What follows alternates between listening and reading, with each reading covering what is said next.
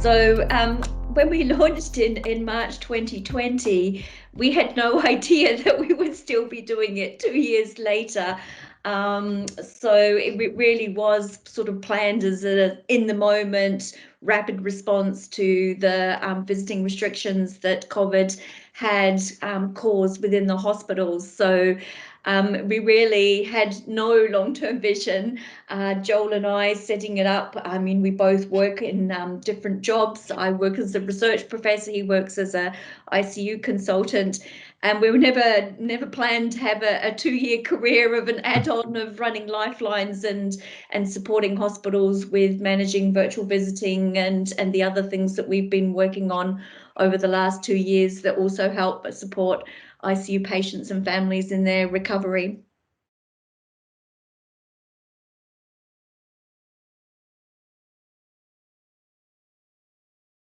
So we've had obviously quite a lot of feedback from patients and families, both informally within the hospitals and within contacts, and also formally within my research programs. So I set up, once I had to return to my normal job, I set up a research program, and we've interviewed over 40 family members about virtual visiting and so forth. So it's exceptionally rewarding and heartwarming to hear the feedback that they give us, right? It's, you know, when we called it Lifelines, I was a bit like, oh, do we want to call it Lifelines? But so many family members have said to me, it was a lifeline. And I don't think they even realize that they're saying it. But, it's often mentioned in our interviews that it was such a lifeline for them. And so it's so good to hear those stories and know that we made such an impact and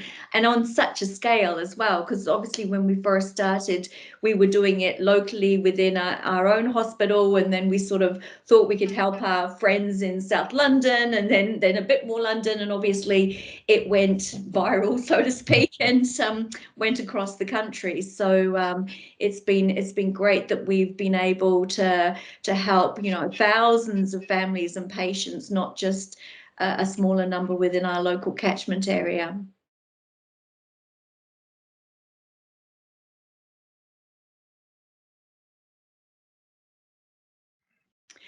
So being adopted into the King's Health Partners portfolio saved our lives in a way, because we were doing it all ourselves and working crazy hours, like 14-16 hour days, and we really needed project management help and support. And so being adopted by King's Health Partners and having Joe Casey come along and help us with the project management was really absolutely instrumental in our success.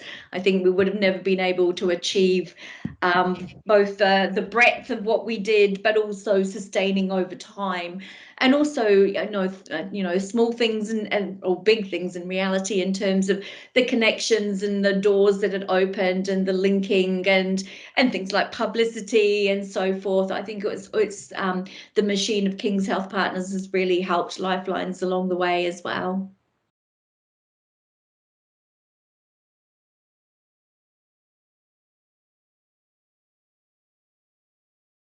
Obviously now at the 2-year mark, we're seeing visiting restored into hospitals. So obviously the case rates are going up again, but generally we're hoping that we won't have to continue on with a pandemic related response. But I think what we've learnt with all our virtual visiting work is that it offers opportunities for patients and families that are additive to the in-person visiting. So there's always been family members that can't physically be present in the hospital, in the intensive care unit, because they live in different countries or cities or are unwell themselves or so forth. So virtual visiting offers that additional accessibility into intensive care, which is so essential for family members, and even family that do live close by. You know, they're having to go into the hospital every day and spend all that time.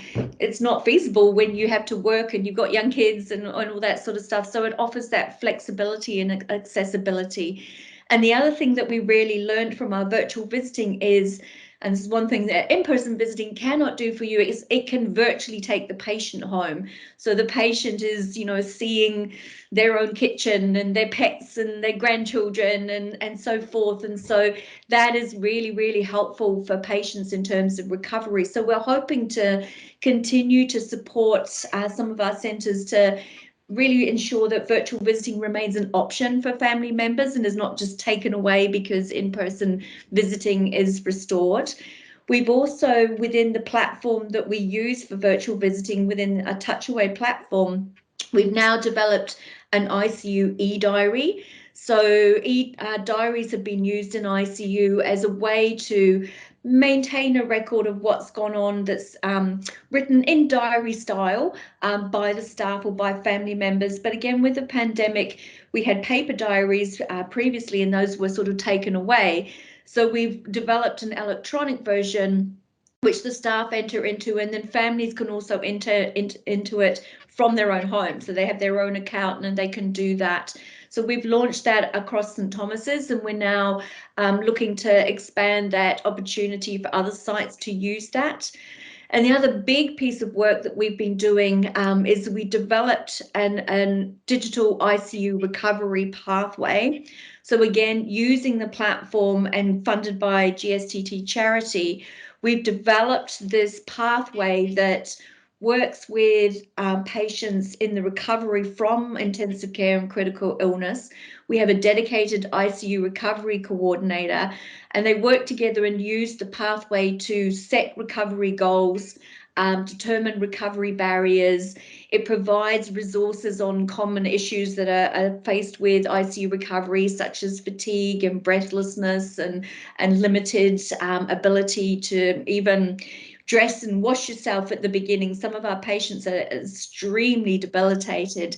And so the pathway takes them through this sort of iterative goal setting. It links with their recovery coordinator and really fills the sort of 3 months when patients get home and really still often quite impaired until they come back to our recovery clinic at 3 months and go. And really what we're seeing now is the pathway has really helped get people referred to the right services, support their recovery, understand what's going on, because often people get home and they go, why can't I walk up my stairs, or I feel exhausted, or I can't move my arm and I reach behind my back anymore. And so it really helps them understand that. And what we've found now that we've had 50 patients are on the pathway or through the pathway now.